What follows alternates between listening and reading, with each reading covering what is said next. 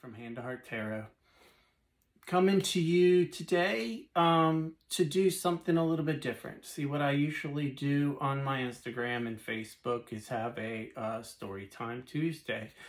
And it's all from this right here where I got the Tarot of the Divine. What they do is they have all their cards are a story, and sometimes I just don't have the space with Instagram and Facebook to tell the story. So I'm coming to YouTube, telling you guys a story. So without further ado, this right here is the first edition of Storytime Tuesday. I hope you enjoy it. Alright guys, so the story today is The Monkey King, Sun Wukong. Once, many moons ago, there sat a stone high on top of the mountain of flower and fruit. This stone was no ordinary stone, however, because it received the nurture of heaven and the earth, and thus was able to produce a living being. One day, the wind blew on the stone, breaking it apart. Out popped a stone monkey. As the stone monkey began looking around, two beams of golden light began to shoot toward the Jade Palace. It was enough to startle the Jade Emperor, who sent officers to investigate. They came back and reported this stone monkey. But then they told the Emperor that the light dimmed as the monkey ate and drank. So the Jade Emperor thought that this was just an ordinary monkey. On the mountain, the monkey befriended various animals and joined a group of other wild monkeys. After playing for a bit, he joined them to bathe in a stream. One of the monkeys wondered exactly where the stream came from, so they all decided to climb the mountain to the waterfall. One of them declared that whoever goes through the waterfall and finds the stream source and comes out again could become their king. Well, the stone monkey volunteered and jumped into the waterfall. He found a large iron bridge over rushing water, across which was a cave. He went back, convinced the others to follow, and they went and found it a lovely place for a home. Sun Wukong reminded them of their prior declaration. So they declared him their king. He took the throne and called himself Handsome Monkey King. The happiness didn't last. When one of the older monkey friends died, he became very upset. So what he decided to do was leave the island on a self-made raft in search of an immortal to teach him knowledge and how to beat death. He came to a distant shore and wandered around. Humans saw him and fled because of his appearance. So he goes and finds some clothes on a clothesline and continues his journey. With his face hidden by a hood, he saw many examples of human degeneracy and vice. He came upon a forest, and what he heard was a woodcutter singing an interesting song. The Monkey King asked where the woodcutter learned the song, and the woodcutter said from an immortal who resided in the forest. The Monkey King followed the directions given by the woodsman and soon found himself at the entrance of a temple where Subhuti lived. Subhuti initially refused to let him in. The Monkey King waited outside the entrance for many months, refusing to leave. Finally, impressed with the Monkey King's persistence, Subhuti let him in and accepted him as a student, teaching him all advanced Taoist practices, including the way of immortality, telling Sun Wukong it was his destiny to know it. Subhuti forbade the Monkey King to ever say who taught him, to which Sun Wukong agreed. With the promise given, Sun Wukong awoke in the forest. He realized all the years of his teaching had taken place in some form of time trance. Later, whenever anyone ever approached about who taught him to harness his powers and skills, he would give him the honest answer and say he learned it in his dreams. The Monkey King established himself as a powerful and influential demon.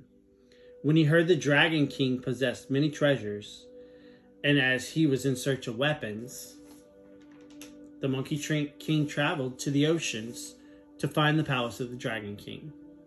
At the entrance of the palace, Sun Wukong asked for an introduction, but the Dragon King, Ao Guang, told his guards to send him away.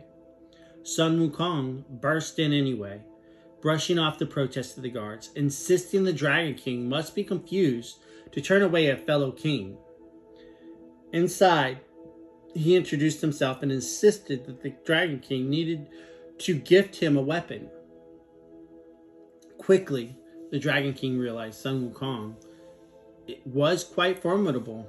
So the Dragon King feigned willingness and hospitality and ordered his underlings to bring out weapon after weapon.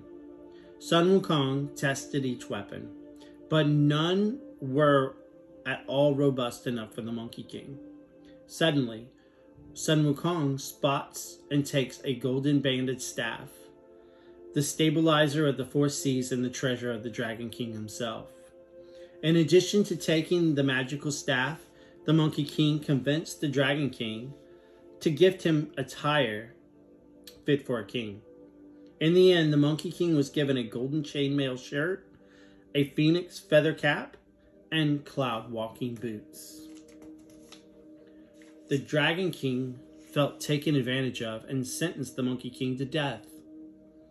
When Sun Wukong heard about this, he defied Hell's attempt to collect his soul, headed down to Hell itself, and wiped his name out of the Book of Life and Death. This infuriated both the Dragon King and the Kings of Hell, so they reported him to the Jade Emperor. The Jade Emperor thought that if given a promotion and a rank amongst the gods, might make the Monkey King more manageable. So he invited him to heaven. The Monkey King thought he was receiving an honorable place as one of the gods and was given the rank of protector of horses. But it turned out to be another term for stable boy, the lowest job in heaven. When the Monkey King found out about being given the loudest position, the Monkey King set the cloud horses free from the stable, returned to his own kingdom, and proclaimed himself the great sage, heaven's equal. The heavens were in uproar with this brash, rude, and imprudent monkey. The Jade Emperor wanted the Monkey King dead, but his top officer convinced him to bring him back to heaven, realize his title as it was meaningless and more of a joke than anything, and consider him a pet. Sun Wukong was suspicious that this was a trap, but was very happy when he was presented with the official papers and everyone began to address him as the sage equal of heaven.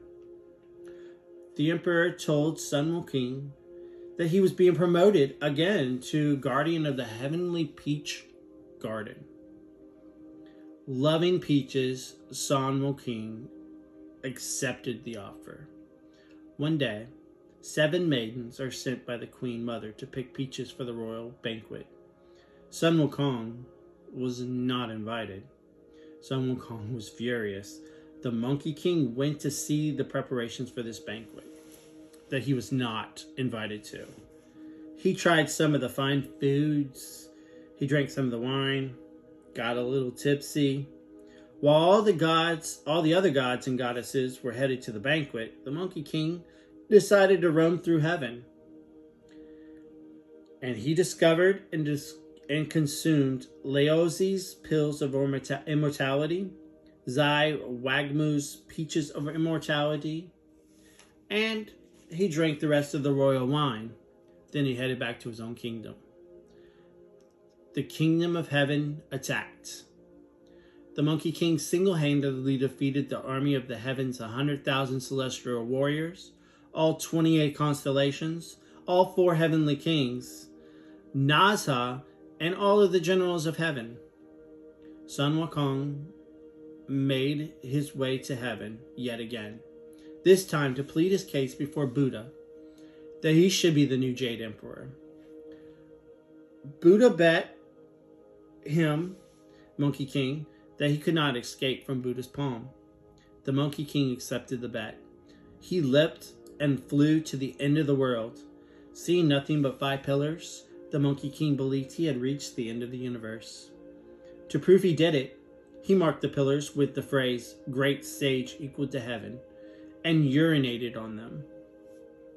He then leapt back to Buddha's palm to claim his victory. Sun Wukong looked around to find that the 5 pillars were merely fingers of Buddha's hand. Buddha turned his head and brought down a rock full, sending Sun Wukong back to earth. The rocks formed a mountain on top of Sun Wukong, and Buddha sealed him there, and he remained there for 500 years to learn patience and humility, with only his head and hands showing from the mountain. Buddha arranged 2 earth spirits to feed Monkey King fruit when he was hungry and spring water for his thirst. 500 years later, a pilgrimage was formed to retrieve the Buddha Sutras. The Monkey King offered to serve the monk in charge in exchange for his freedom. 2 others joined the priests to atone for their previous crimes. They were constantly under threat from the demons and other supernatural beings. It was believed that if one were to eat the priest's flesh, the one would obtain immortality and great power.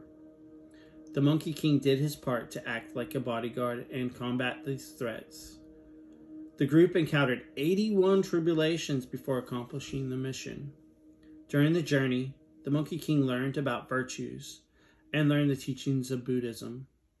In the end, our Monkey King attained Buddhahood and earned the name Victorious Fighting Buddha.